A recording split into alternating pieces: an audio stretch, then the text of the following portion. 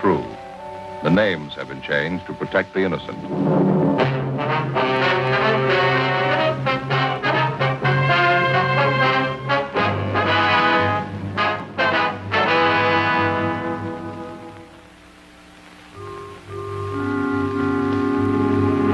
This is the city. Los Angeles, California. I work here. I'm a cop. It was Wednesday, September 2nd. It was cloudy in Los Angeles. We were working the day watch out of Homicide Division. My partner's Frank Smith. The boss is Captain Warman. My name's Friday. A man had jumped from a downtown 10-story building.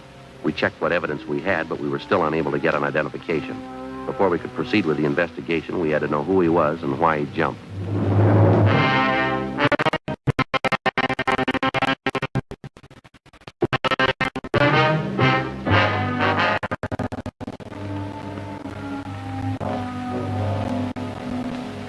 Joe, what's doing? Well, not much, Doc. You seen Frank around? He was supposed to meet me here. Just passing the hall communications. Said he'd be right back. Frank, am I keeping you busy? Oh, about the same. Little hectic around the house, though. Yeah, that's right. Frank mentioned something about that. You're getting ready for a wedding out at your house, aren't you? Yeah, my daughter Alice. She's getting a nice fellow. That's so. Yeah, ambitious boy, smart. He's a part-time accountant, goes to law school at night down at Loyola. Real nice fellow. That's good. When they getting married? Week from Saturday. My wife finally got her way. It's going to be a big church thing. Sure glad it doesn't happen often. Well, you should have had all boys, Gotch. You're going to give your daughter away, I suppose. Yeah. Say, that reminds me. I've got to be sure and send my suit to the cleaners. Get a good press job on it. Sure is funny. What is? Seems the wife's been afraid for years we never get Alice married off. Now it's finally in the works. The wife's still unhappy. Oh, how's that? Oh, she goes moping around the house, dabbing her eyes with a handkerchief, keeps muttering something about losing a little girl. The little girl's leaving her. I don't know. Well, how old's your daughter, Alice? 32. Well, guess I better get started on this. Hi. Frank, what's doing? How'd you do on that jumper? Nothing. No make on the prints, huh? No, a couple of laundry marks on his clothes. We're checking them out. Yeah. Anything else doing? No. Say, they just posted the list inside, the annual physical exams. Am I on it? Sure, both of us. We're supposed to report to room 19 at the academy Monday, 10 o'clock. Who's doing the examinations? Dr. Severin. Oh. What's the matter? Well, he's the one that checked me over last year. Told me to take off some weight. I haven't lost an ounce. Well, I thought you were on a diet. I am, Joe.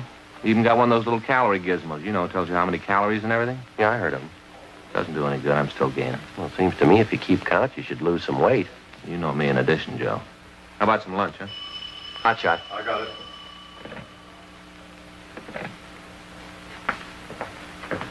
Well, here's one to roll on. I'll meet you out there. What is it? Stage Hotel, room 12. Yeah? Looks like murder.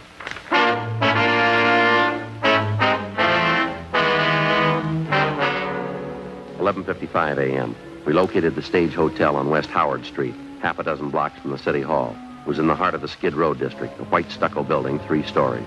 We identified ourselves to the manager of the hotel, a Mrs. Lorraine Washburn. She led the way up a flight of stairs to the 2nd floor. The hallway was dingy. Down at the end on the left was room 12. We went in. The room was crowded with furniture, bric-a-brac, odds and ends. The walls were covered with pictures of old-time vaudeville stars, autographed programs, and theatrical posters. In the center of the room was an open steamer trunk full of costumes and bundles of news clippings. It looked like it had been ransacked.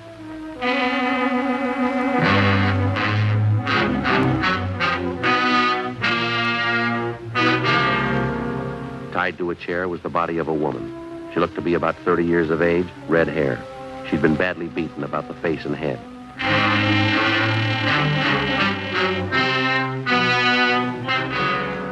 Near the body was an empty wine bottle, a pair of broken glasses, and a length of steel pipe about 10 inches long. There were bloodstains on it. Frank put in a call to the office and then to the crime lab.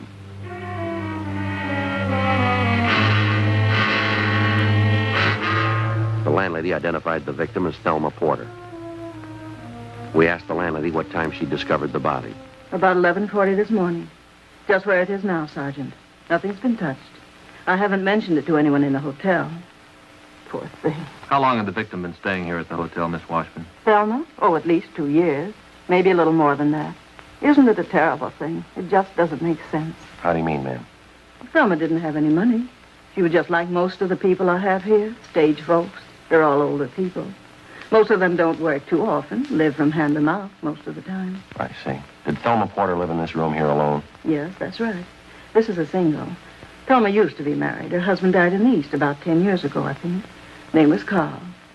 Thelma and Carl. There used to be an old vaudeville team, the two of them. Rose and Bernard. Did the Porter woman have many friends here at the hotel, ma'am? Oh, yes. She knew everybody. All my people are friendly with each other. Most of them are permanents. I guess we'll have to tell all of them about this. Yes, ma'am, I'm afraid so. Now, Miss Washburn, when was the last time you saw Mrs. Porter? I mean, before this morning, of course. Just after midnight last night. I was sitting down in the lobby reading, just about to go to bed. Thelma came in with George Steele. He's a friend of Thelma's, lives here in the hotel. Mm-hmm.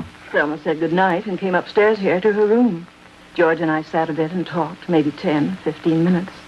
Then this morning I was taking the fresh linen around to the rooms. Knocked on Thelma's door, but she didn't answer. Finally opened up with the pass key. There it was. Now, this George Steele that Mrs. Porter came in with, had she been out on a date with him, would you know? No, not exactly. You see, Thelma spent quite a bit of time at a bar down the street, Jack Hanley's place. She was there 5, 6 nights every week. I see. George dropped in for a bottle of beer, had one with Thelma, I guess.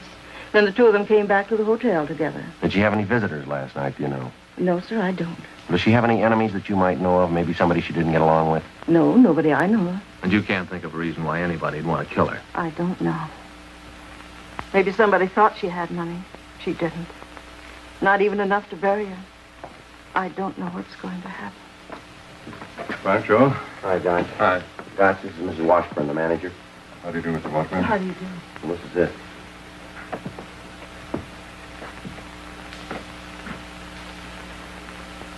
Crime Webb crew on the way over? Yeah, they ought to be here in a minute. Will you be needing me anymore, Sergeant? Can I go now? We've got a few more questions we'd like to ask you, ma'am, if you don't mind. Well, it's quite a shock, you know. Terrible thing to have happen. Yes, ma'am. Such a terrible thing. All mixed up. I'm going to have to explain. What's that, ma'am? Thelma. She was 3 weeks behind in her rent. I carried her on the books. The owner of the hotel's going to want the rent money. It's going to have to come from someplace. Well, how did Mrs. Porter live? Didn't she have any income at all?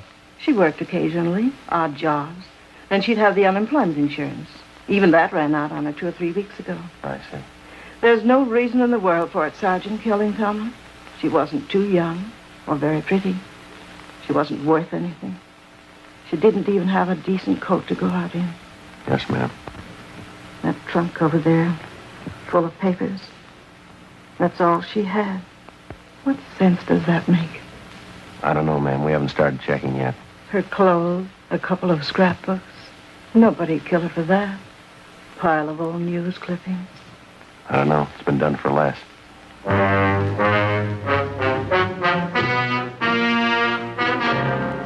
I continued to interview the landlady, Mrs. Washburn. She told me that the victim had quite a few male acquaintances that she'd met at neighborhood bars. She gave me the names of all those she knew of. 12:45 p.m. Sergeant J. Allen and the crew from the crime lab arrived. The body and the murder room were photographed from all angles. Dean Bergman processed everything in the room for latent fingerprints. The place was gone over thoroughly for further physical evidence. The only thing that didn't seem to belong in the room was the apparent murder weapon, the 10-inch length of steel pipe found beside the body. 1:05 p.m. After we put in a call to the coroner's office, we started checking with the residents of the hotel. No one gave us any direct leads to the killing, but more than a half a dozen of them told us that Mrs. Porter had been in the habit of making vague remarks about what she kept in that steamer trunk in her room. She made a point of never opening the trunk for anyone, and she hinted constantly, even in public, that she kept something of value inside. 4:45 p.m. We started checking out the list of the murdered woman's friends, which Mrs. Washburn and the tenants had given us. It went slow. We got little or nothing from the first dozen names on the list. 9:50 p.m. We went back to the office. Well, we've had better days, that's for sure. It's a lousy start. It couldn't be going much slower. We must have logged 40 miles of legwork. Nothing to show for it. Yeah. All right, God. Hi, how'd you do? Not much. How about you and McCready? We checked out 10 names on the list, the Porter woman's friends. The only thing they could tell us we already knew. That business about the steamer trunk, Mrs. Porter hinting around she had something valuable in it. Where's that leave us? We got a fair motive to go on. The crime lab called just before you came in. They get anything? No latent prints. They went over that steamer trunk, though, found 100 shares of some kind of mining stock sewed in the lining of the trunk. Worth anything? Not the paper it's printed on. Never was worth anything, according to the broker who checked it. I got the blow-ups. Want to take a look at them? Yeah, thanks. A wine bottle. He's a wine drinker. It looks like he stepped on their glasses and broke them. Sure brutal, isn't it?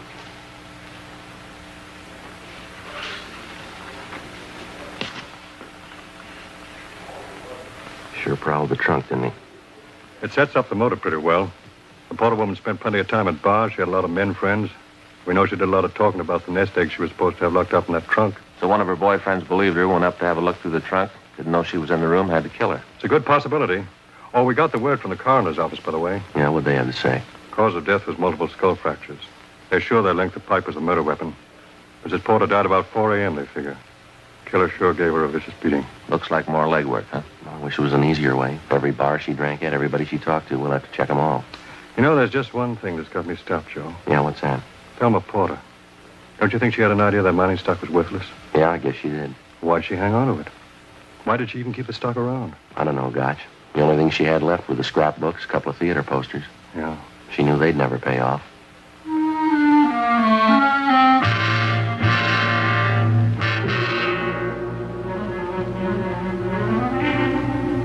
"10:15 p.m. Along with Gotch and McCready, we went back to the West Howard Street neighborhood and started checking down the list of people known to the dead woman. One of them was a Miss Babs Sheldon, a singer in a small cabaret on the corner of West Howard and Pacheco. We went back to a small dressing room where we questioned the Sheldon girl. She said she'd known the victim for about 5 years. I kept telling Thelma to get out of that hotel. Living with those has-beens wasn't any good for her. Do you know of any steady boyfriends she might have had recently, Miss Sheldon? No, not Thelma. She couldn't get interested in any man after Carl died, her husband. That's what she told me, anyway. There used to be a great vaudeville team, you know, she and her husband. Yes, ma'am, we know. Rose and Bernard. That's the way they were billed. You ever hear of them? Fine acrobatic routine. No, afraid not. Did Miss Porter ever mention anything to you about a steamer trunk that she kept in her room? Anything about what she kept in that trunk? No, not to me she didn't. It was a kind of a standing gag with people who knew Thelma. She was kind of funny about it. In what way? Well, Thelma was a great talker, you know. Oh, this pencil's terrible. Thelma told everybody about her business. Talked the blue streak. Uh-huh. She'd talk about her life, her personal affairs, especially when she had a few drinks. But I don't think I ever heard her mention to anybody what she had in that trunk. She'd hint around about it, call her a gold mine, but she never once let anyone see what was in that trunk. Not once. I'll leave you one of our cards, Miss Sheldon. If you happen to hear anything else that might help us, we'd appreciate it if you give us a call. Such a terrible mess. I don't know why it had to happen now. Lord knows what I'll look like at the funeral. Ma'am? I haven't got a decent black dress to my name.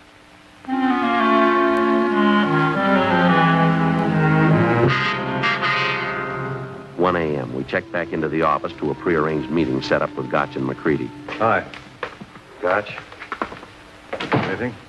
Pretty small. How about you? Might have something, can't tell. Where's McCready? Down in the carpool. There's a bar down on Main Street, the left-hand side. Yeah.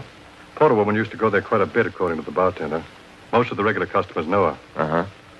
The bartender told us he overheard a conversation in one of the booths 4 or 5 nights ago. 3 winos. We got their names. What about them? Bartender says they were talking about Thelma Porter. Yeah. He says he heard one of the men say she keeps the trunk in her room. We can break it open.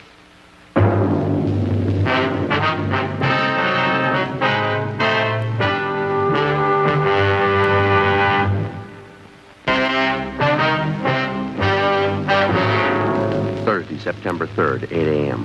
We rounded up and took into custody the 3 men who'd been overheard while apparently planning a burglary of the murder victim's hotel room.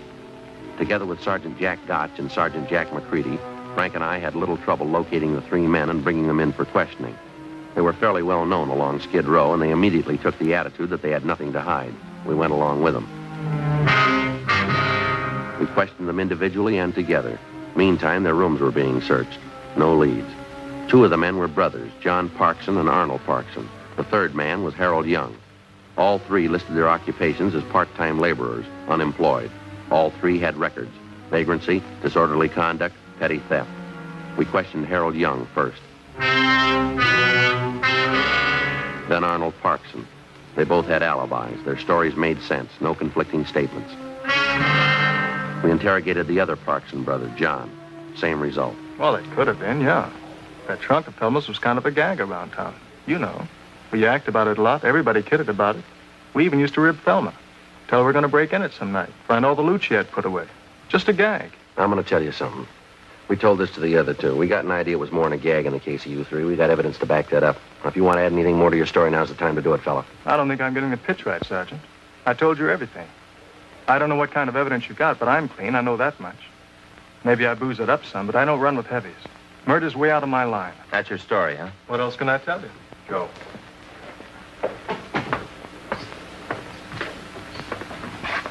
Yeah, any luck? Same as the other two, nothing. We got it all down pat. Started as a good idea. What do you think, Bruce? Well, let's let them wait around for a while. We might get something out of them. Just thinking if we could get a bug in one of the offices, it might tip something. Maybe. It's a long way around. Well, there's nothing much else we can do. Think there's a chance?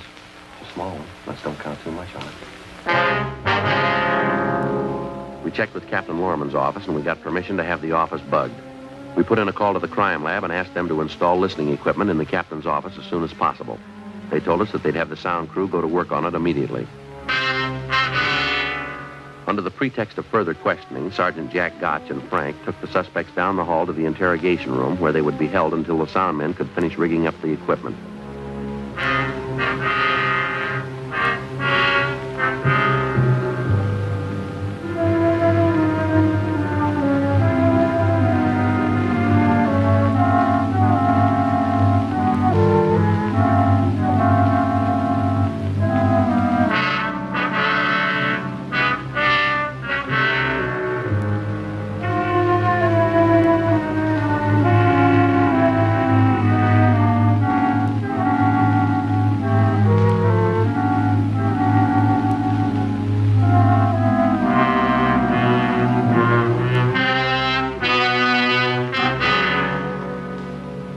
Listening equipment was installed in such a way that we would be able to hear the conversation in any part of the captain's office.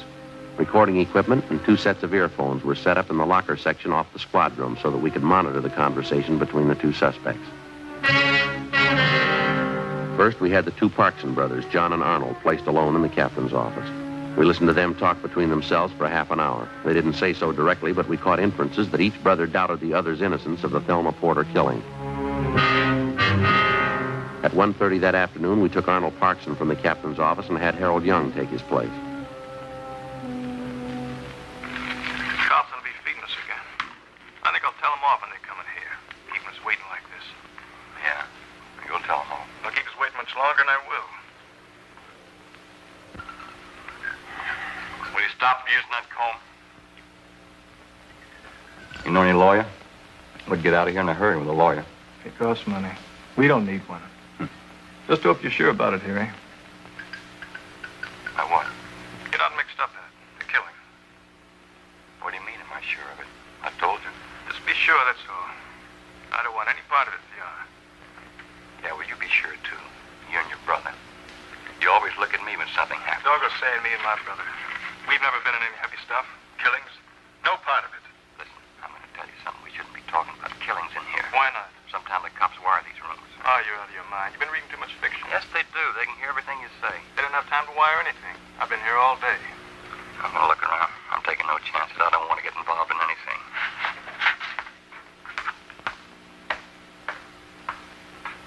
Sometimes they hide the mic in files or any place you can't see it.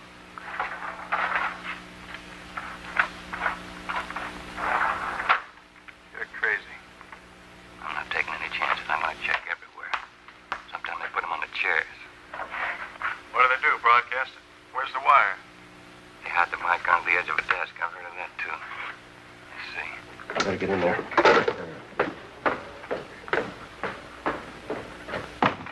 What are you doing there? I could hear you clearing the other office, going through the files.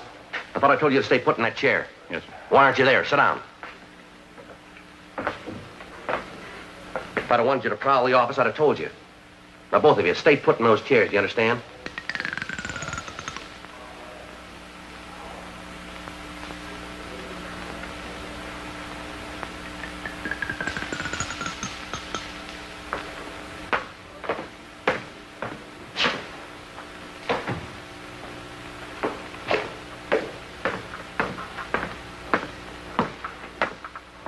Pretty close, huh?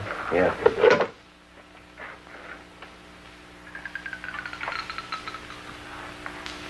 You got any more peanuts? No, you ate most of them. What do you want, a meal? Getting hungry. know, I think I'll hit the road when we get out of here. L.A.'s no good this time of year. The valley's better up around Fresno. You'll have to go alone if you go. Fresno's nothing. I'm staying here. Nobody asked you to come. I don't think I like this partner deal anyway. I like to travel alone, just me, nobody else. What's the matter? You think you got a raw deal? We made out anyway. Sure, we made out. I just want to go to the valley, that's all. All this cop trouble, I don't like it. Maybe you think I do. They talked me over more than they did you. Yeah, well, I don't care. I don't like it. I'm getting out of here.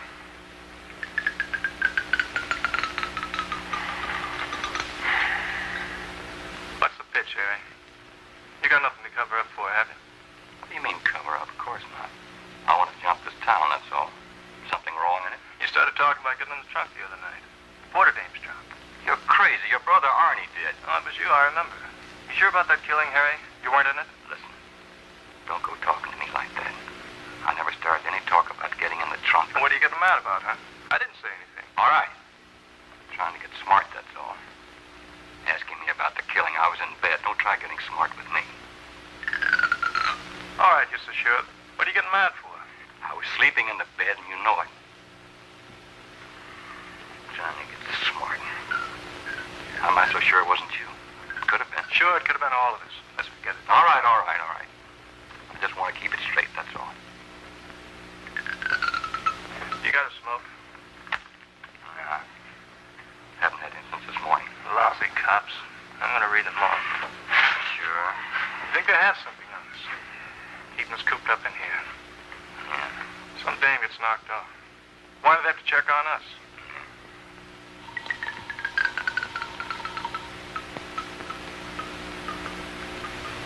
Tell me. Tell you what we need is a lawyer. All this trouble over that dame. Yeah. That trunk of hers. All she could talk about, what she had in the trunk. Nothing in it anyway. Old papers. Huh? Old papers. How do you know nothing what was in it? You're crazy. I didn't say You anything. said old papers. You said there wasn't anything in the trunk. You opened her room. You saw her. You're crazy, Harry. You Shut saw up. her and you killed her. Shut up. Come on.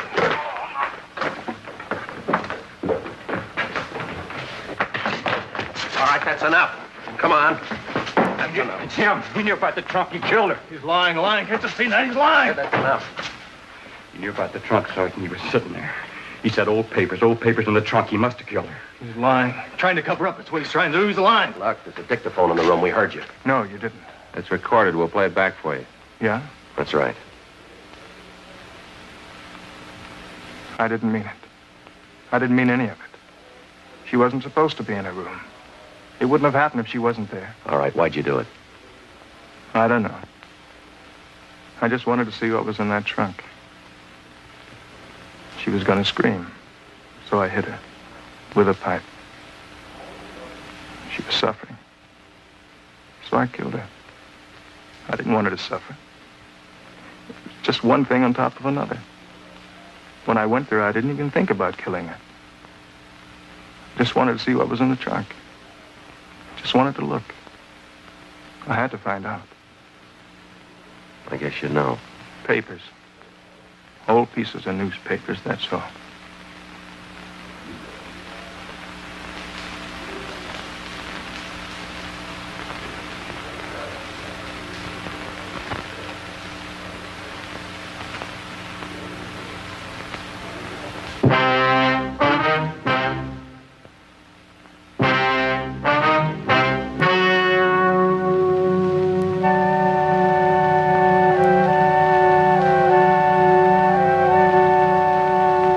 December 7th, trial was held in Department 92, Superior Court of the State of California, in and for the County of Los Angeles. In a moment, the results of that trial.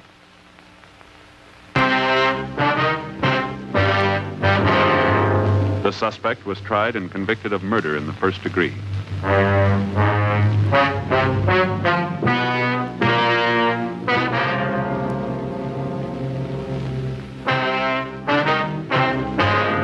Further investigation proved that Harold Young and Arnold Parkson were not implicated in the crime, and they were released from custody.